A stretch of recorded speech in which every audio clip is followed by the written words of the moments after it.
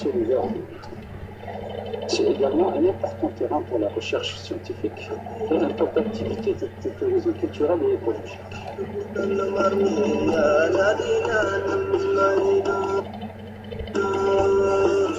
Le parc culturel de l'Araka, c'est un grand livre de géologie dont les premières formations remontent à plus de 3 millions d'années. Il était censé compter d'une année, de grands bouleversements climatiques et biologiques ont été enregistrés dans cette région avec une gigantesque éruption volcanique et l'éclatement du supercontinent. Les différents écosystèmes sont dominés par les dinosaures dès 205 millions d'années dans cette région de l'Araka, et notamment du côté du Dikdikelta et Sabah. Vers 35 millions d'années, la région a connu une intense activité volcanique et tectonique, ayant donné naissance à de grands cratères, à l'exemple de Tikopina, et formé les reliefs montagneux de l'Atakor, et notamment le mont Tarat, qui culmine à 3003 mètres d'altitude. C'est le plus haut sommet d'altitude.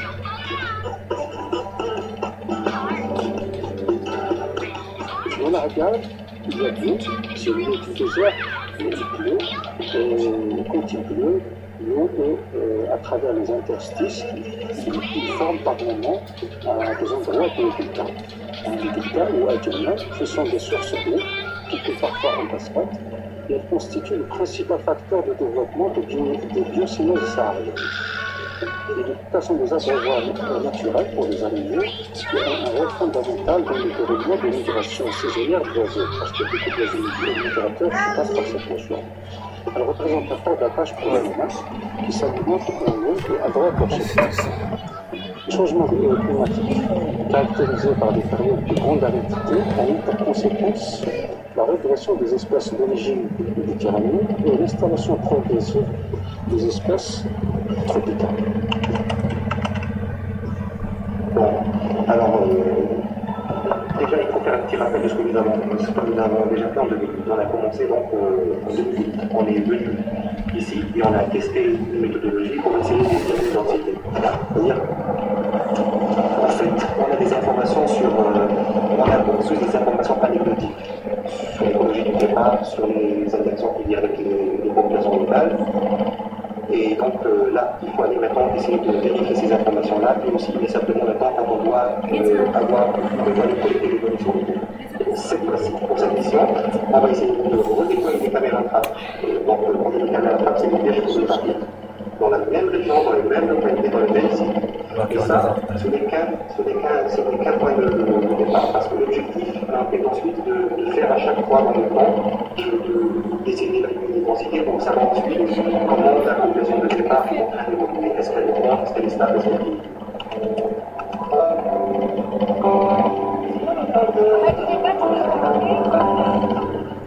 J-1.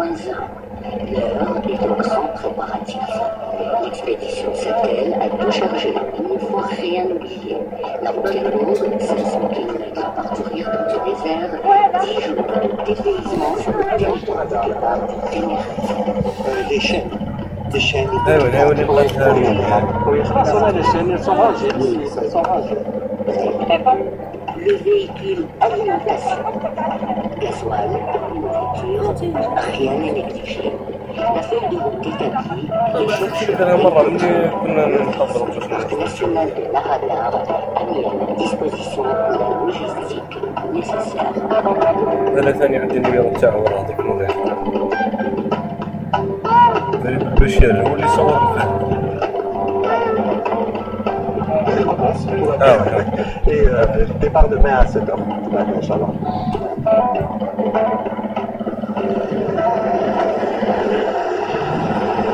Jour J, le grand départ est pris à partir du siège de l'Otla, au chef-lieu de la wilaya de Tamanrasset.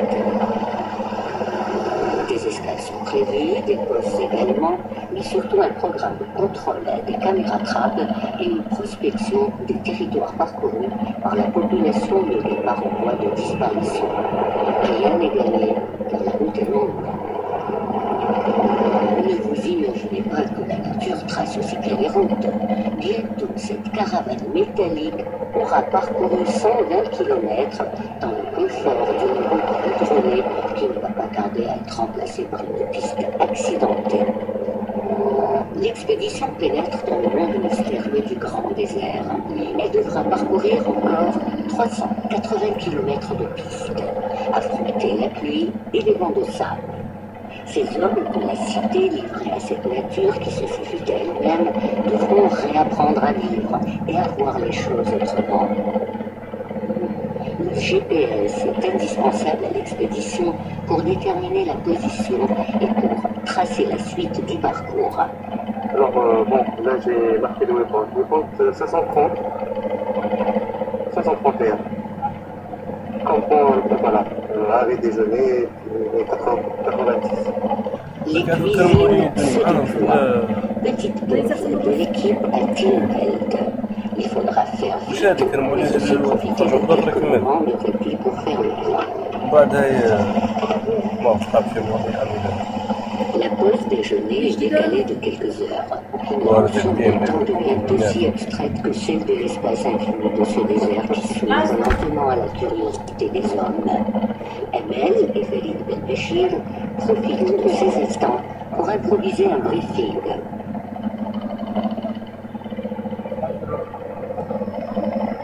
وهذا بالبشير هذاك اللي الاصلع ذا مع مرته هي مرته معه. Il y a les chaînes, il y a les corps, Il y a les cordes, il y a les clés. il y a les cadenas. Voilà, Il y a les cadenas.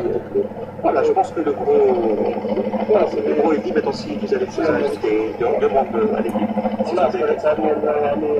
L'expédition passera sa première nuit à Nouhawa.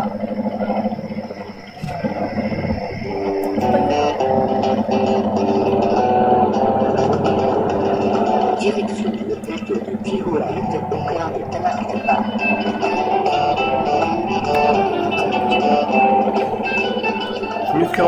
Voilà, c'est vraiment des cibles potentielles de guépard dans les zones comme ça où les jeunes dromadaires ne sont pas surveillés. Séance photo pour compléter le dossier de la recherche. Chaque détail a son importance.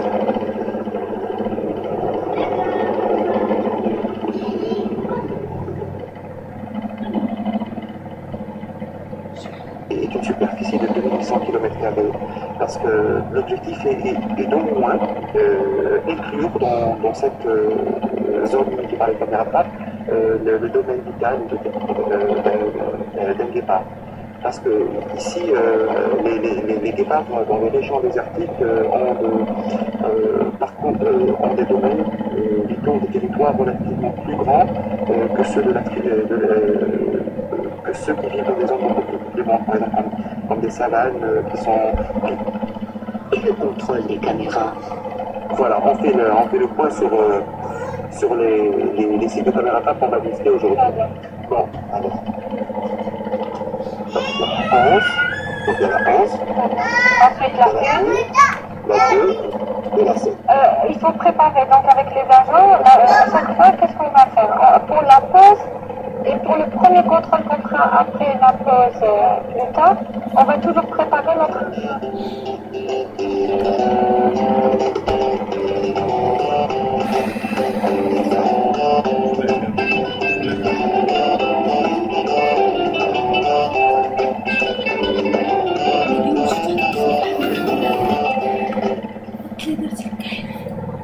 Alors donc là on est en face, on va essayer d'installer une caméra trappe au niveau donc de la station, voilà,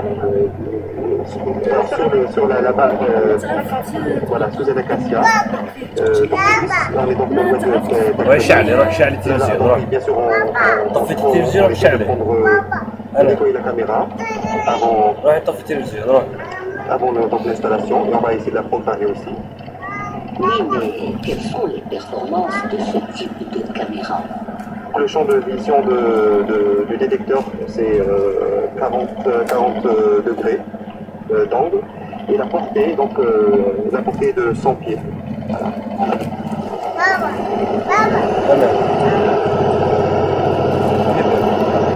Ces caméras fixées en début bien étudiées en utilisant boussole et GPS vont certainement fournir des images fiables et intéressantes.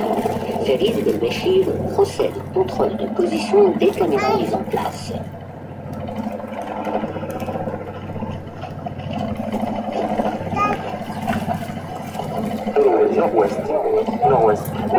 l'idéal, toi tu ne fais pas avec ton demi-lutte, mais l'idéal c'est le nord. Pourquoi le nord on a de moins d'exposition du soleil possible. Ça, ici, on a préféré la mettre. Donc cette exposition, c'est pour prendre le passage des animaux qui vont passer. Parce qu'il faut comprendre qu'on est intéressé, surtout si c'est des guépards, d'avoir les flancs. Voilà. TH07, caméra Reconnex F07. La carte mémoire c'est F07. 07. Donc alors on va essayer vraiment ultra vraiment pour la description. On va dire que c'est un oued à Cassia Cortilis. Maintenant il faudra programmer la caméra trappe. Ensuite on va programmer les références pour photographier les caméras. Voilà. Je vais l'armer. Je vais faire un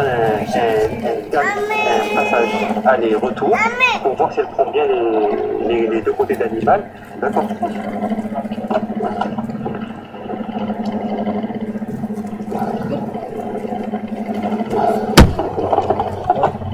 Des essais dans le champ de la caméra. Des allers-retours, des passages latéraux.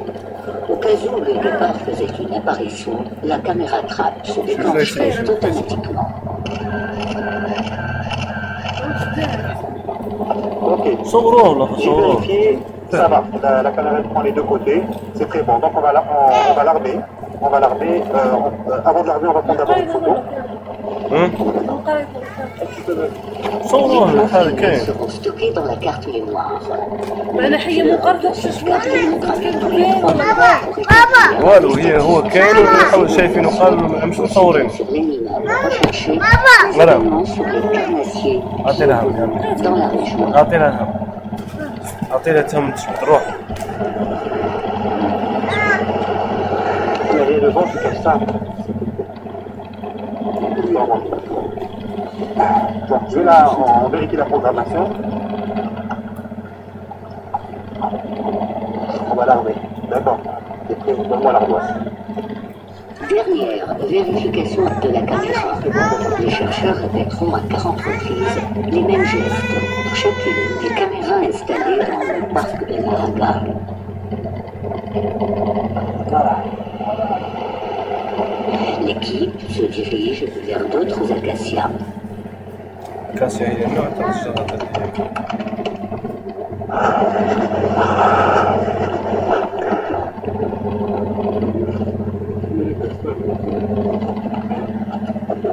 Autre contrôle routinier, vérification des performances, walk test. Il faut aussi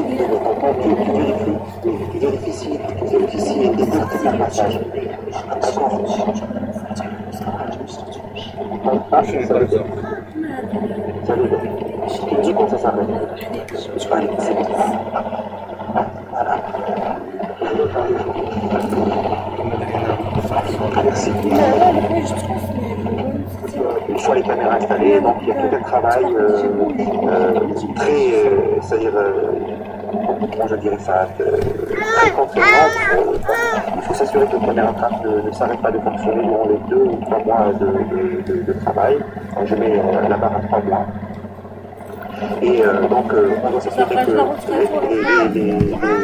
les piles soient toujours performantes et les cartes de mémoire ne soient jamais pleines, c'est-à-dire elles ne soient pas complètement saturées au point où il n'y a plus de données qui sont entrées dans la caméra. Ça, c'est très important. Bien sûr, chaque point d'entrée, quand il y a le contrôle des caméras trappe, on enlève les cartes de mémoire des caméras elles-mêmes et on les télécharge dans les ordinateurs afin de libérer la mémoire, de réinstaller, on vérifie les batteries, etc. Ça, c'est tout le travail qui est fait en relation avec les caméras trappe.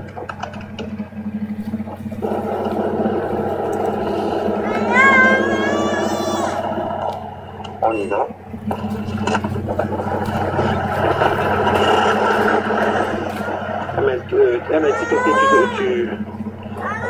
Alors l'appareil photo, l'ardoise, la fiche de contrôle.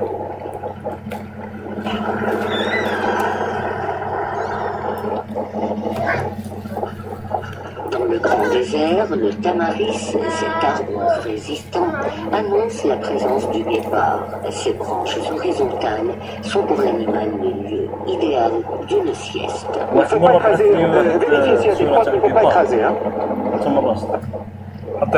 قال لي هذا Ah, c'est une nouvelle crotte? جاي Hein? ويلي هما شفتي ما خير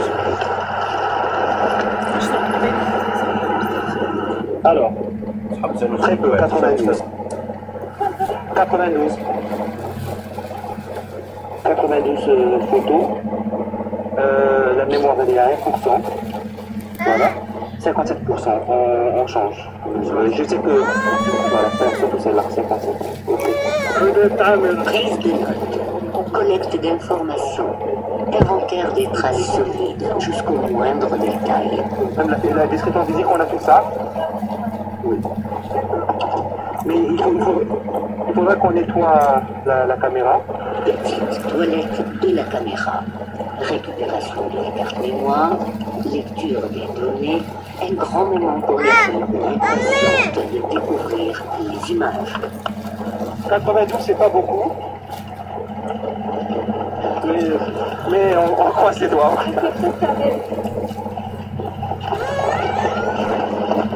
Quelques secondes avant la révélation des images.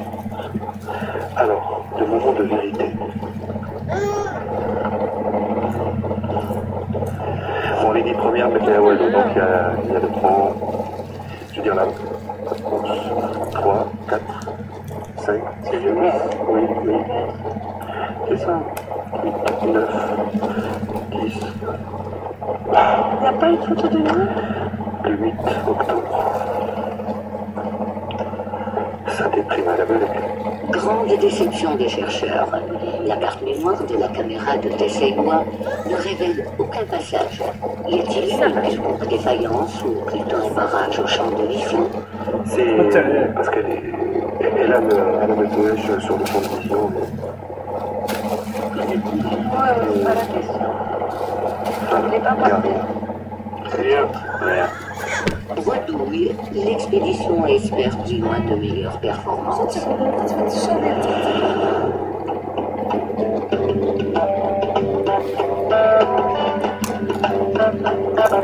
L'Afrique est le berceau de l'humanité et cette région du Sahara a participé à ce berceau au même titre que l'Afrique de l'Est et l'Afrique du Sud. D'où nous trouvons dans cette région des traces des plus anciens hommes qui ont fabriqué les plus anciens outils depuis au moins 1 million d'années. Il y a eu une succession de civilisations et de cultures préhistoriques, la culture des galets aménagés, la culture du biface, la culture de l'art. Et c'était l'époque où l'homme était chasseur-cueilleur, donc sa vie était basée sur la chasse des animaux et la cueille des plantes. À partir de 10 000 ans, le mode de vie de l'homme préhistorique a changé, il y a eu des mutations, il est devenu producteur avec la pratique de l'élevage des animaux et de l'agriculture. Justement, nous nous trouvons ici dans un site où il y a des traces de cette époque, du néolithique. Et là, nous avons des gravures, une scène de chasse de mouvement avec des chiens domestiqués, parce que la domestication des animaux remonte à au moins 8000 ans. C'est parmi les représentations de la faune. Et c'est de cette époque que nous trouvons la grande faune, à l'exemple des éléphants, des girafes, des rhinocéros. Donc tous ces animaux, à un moment donné, vivaient dans cet espace, dans cette zone qui est aujourd'hui un désert aride. Et le guépard, il y vit toujours. À un moment donné, on croyait qu'il avait disparu. Jusqu'en 2004, il y a eu une capture de guépard par des éleveurs à environ 400 km au nord de Tamil Rasset. L'Office du parc national de l'Argar a été contacté par des agents du parc qui nous ont signalé cette capture. Une équipe est intervenue à cet endroit. Après avoir élaboré une fiche technique qui prise des photos, donc nos agents ont décidé de libérer le guépard.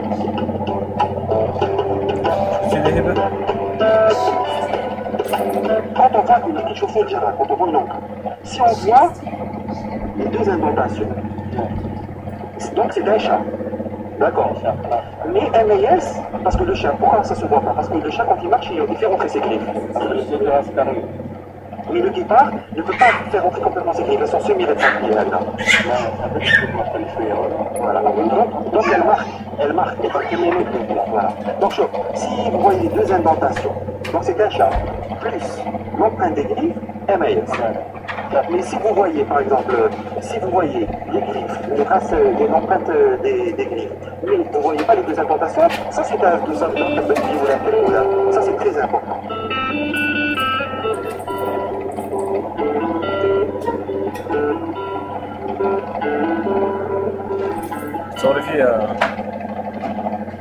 Après quelques jours et quelques dizaines de contrôles de caméra trappe, les chercheurs identifient au sol les empreintes des animaux qui ont parcouru le territoire de Oued et de Benna. Mettons comme ça. Ah voilà. Regarde. Moi je pensais peut-être à... Je pense que ça pourrait être un... C'est un cheval entre un petit chacal et un petit, non? C'est pas plus grand aussi un chacal, hein? C'est un chacal. Voilà. Un petit chacal. Prends les mensurations que je vais voir. Non, ça c'est... Non, attends. J'en ai vu un snake. Ah, là, quand tu vois le bord postérieur, ça c'est un canidé. Hein, ça c'est ici, et là c'est encore plus clair. Ici, attends, mais là je pense que c'est une empreinte de griffe là. Voilà, c'est des empreintes de griffe. Le chacal, elle est à 4 cm.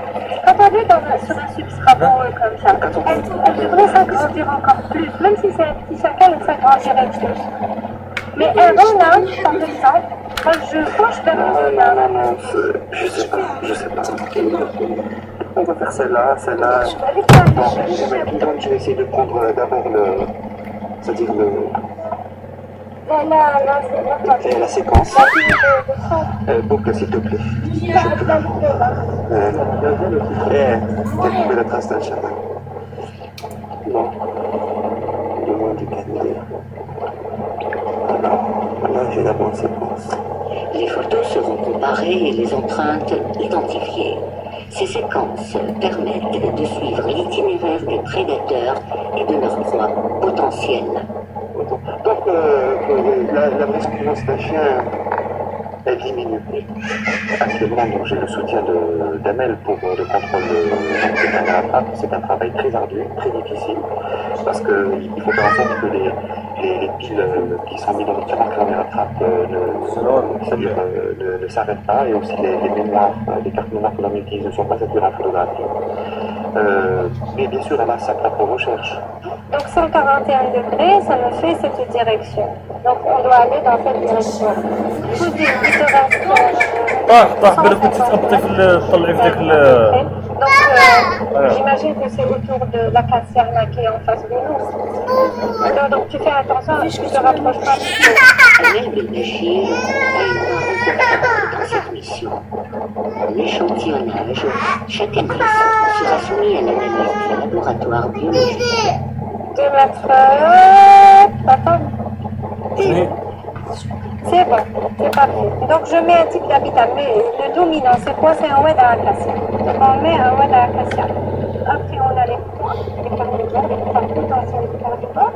C'est-à-dire qu'on aura Ahalkab, la gazelle, on aura Tamarouat derrière, on aura le mouvement de courant, et on va lister un petit peu les possibilités qu'il y a dans la région. C'est à peu près ça qu'on va faire comme travail consistant.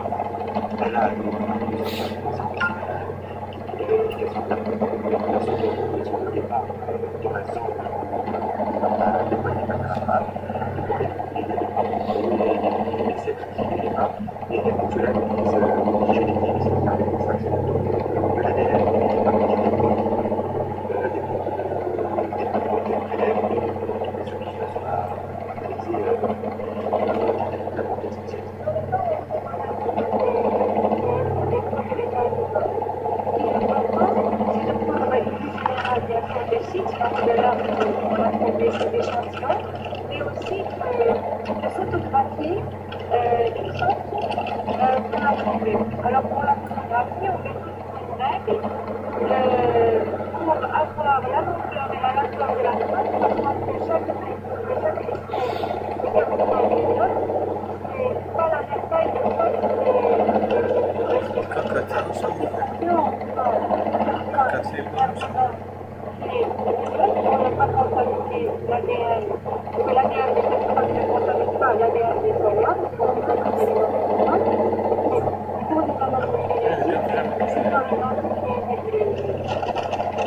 des décès, on ne puisse pas avoir des résultats qui sont faits dans un corps. Échantillonnage, prise de notes, collecte de chaque élément susceptible de déterminer le passage du départ. Les excréments seront scrupuleusement introduits dans les sacs individuels en attendant leur analyse.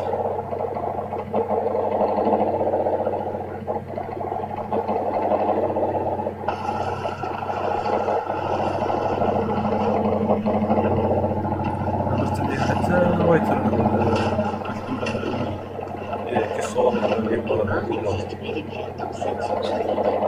La marche du travail à chaque fois de ces passages, il laissera derrière lui de cette présence.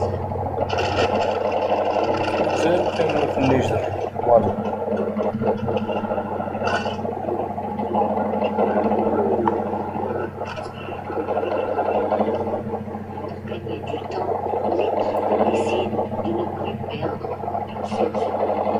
Les recherches se poursuivent même la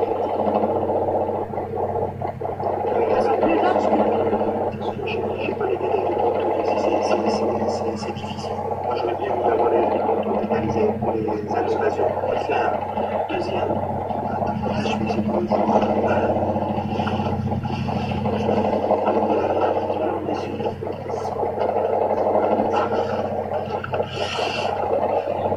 C'est difficile. On aurait vu quelque part, si c'est il y a des griffes, des traces de griffes. C'est ça, on les voit. C'est ce qui me. Je vois les doigts, c'est parfait. Et je vois l'espace qui est bien marqué entre les colonnes principales et les doigts. Je peux pas transformer. Peut-être, je me dis peut-être un chat. C'est le chat. Moi je m'arrête là. Je peux pas aller plus. Je peux pas aller plus. Les chercheurs n'ont pas l'espoir, interpellés par d'autres contraintes, multiplient les observations.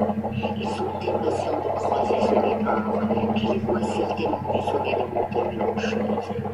Demain, la caméra de TC1 sera peut-être obligée d'effacer l'image. La source est à 300 et quelques %. Il doit y avoir quelque chose. Mais le 70% c'est bon. C'est bon, 70% c'est bon. On a vu une quinzaine de sondages, on a vu une quinzaine d'années tout près d'Acacia. Probablement il y a des problèmes d'Alzheimer. C'est bon. Allez, on y va. On a visionné. Tiens. Ici.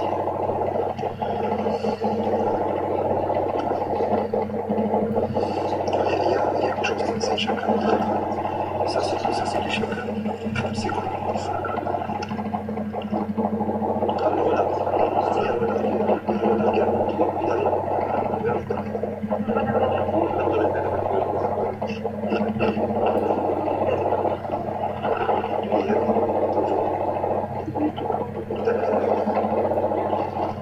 chacun, là on le voit.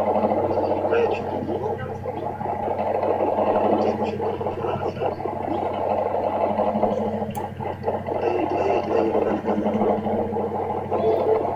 Czuję słońce.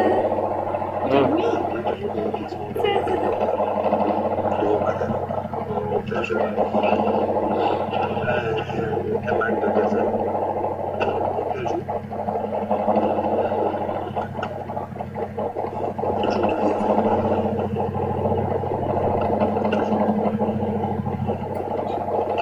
Chacun on dirige. Là. J'ai eu deux fois. Oui. Bon, la partie de parce que du coup, il est petit, donc qu'il est un peu déformé, mais on aura belle image.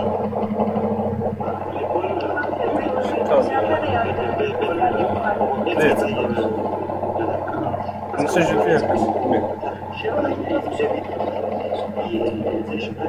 والله نهضر معاهم واحد السلام. À la base, il aurait pu jouer quelque chose comme ça. Je ne sais pas si c'est de cette tâche qu'il s'agit.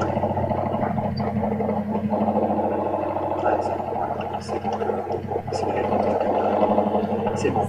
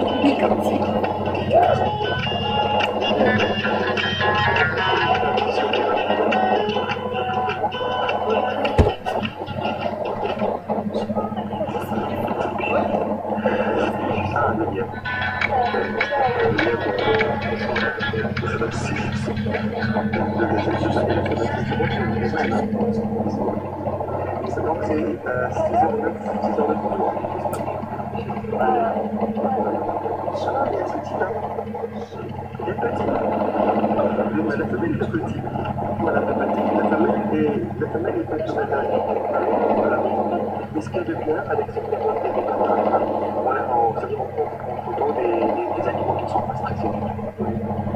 Voilà, c'est le petit.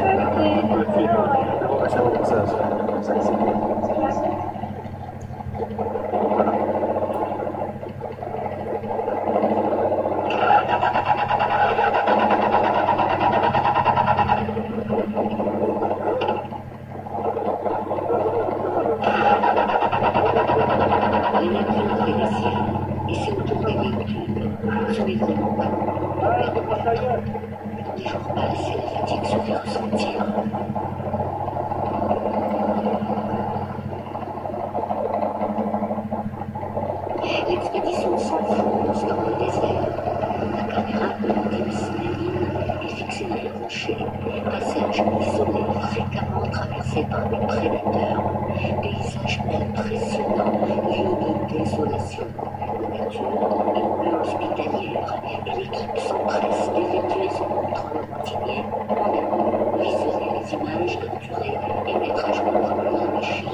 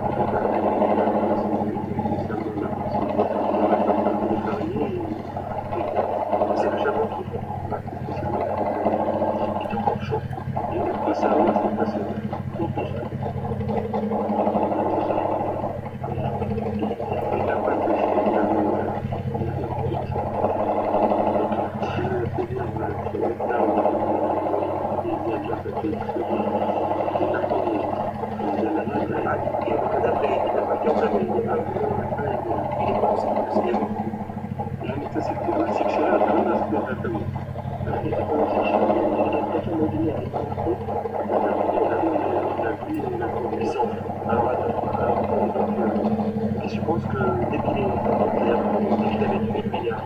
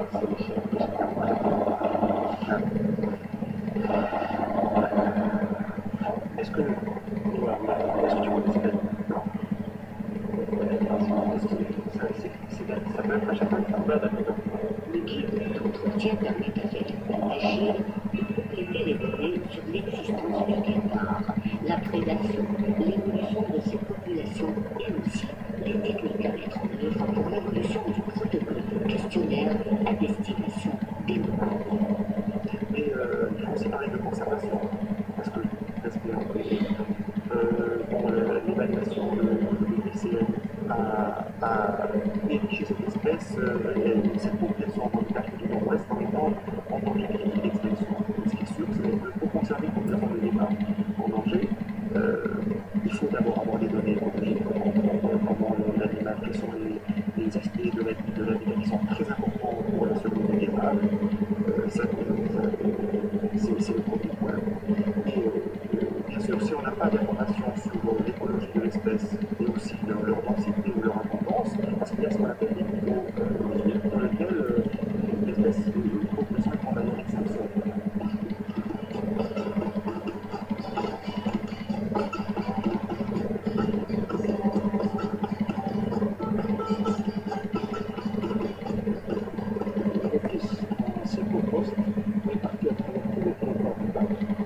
Agents de cette institution, en pouvoir, de contrôle des visiteurs qui passe à ces endroits. Ils ont pendant aussi la préservation et la protection des patrimoines culturels et sites archéologiques, mais également de ce qui est fort et fort. Et l'avantage que nous avons, c'est que ce sont des locaux, ils ont une bonne connaissance du territoire, une bonne connaissance de ses ressources naturelles et ses richesses culturelles, mais c'est également intermédiaire avec la population locale. C'est grâce à eux qu'on arrive à sensibiliser la population locale sur la fragilité de toutes ces ressources et la nécessité de les préserver, sans oublier que sur le plan culturel, chez cette population, il y a des éléments qui traduisent une symbiose dans le rapport qu'ils entretiennent à leur environnement naturel.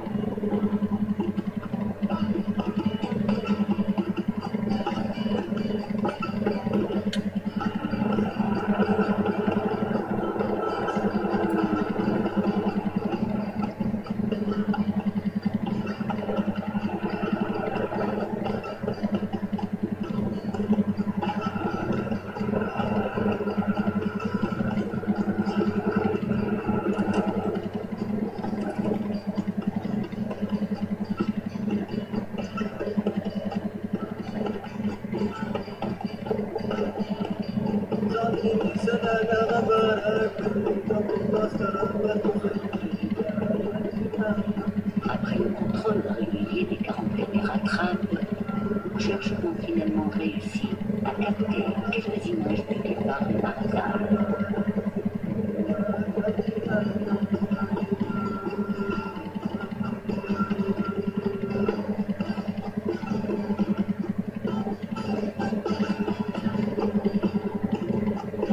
Le guépard, Aceronyx Jubertus, de son nom scientifique, Caméliès antamachèque, était carnivore dont la longévité n'excède pas les 14 ans. Son corps est fin et ses pattes longues. Ses déterrons et son museau court. Deux lignes noires semblables à des larmes d'encre courent sur la face de chaque côté de la cloison nasale. Cette couleur attirant longue et lui sert de balancier lors de ses courses.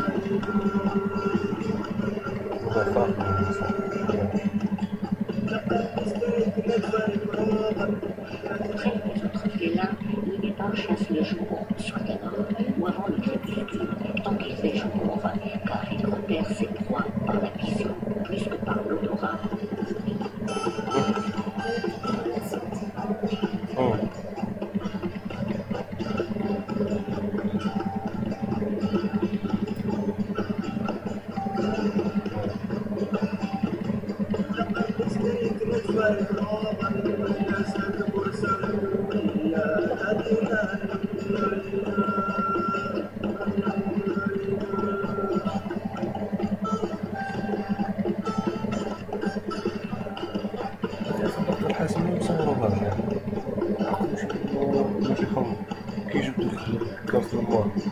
البلاصه اللي شفت فيها ولكن لا صورنا تخيلت لك انا الدوكيومونتير خرج من دخل شفت مشروع جديد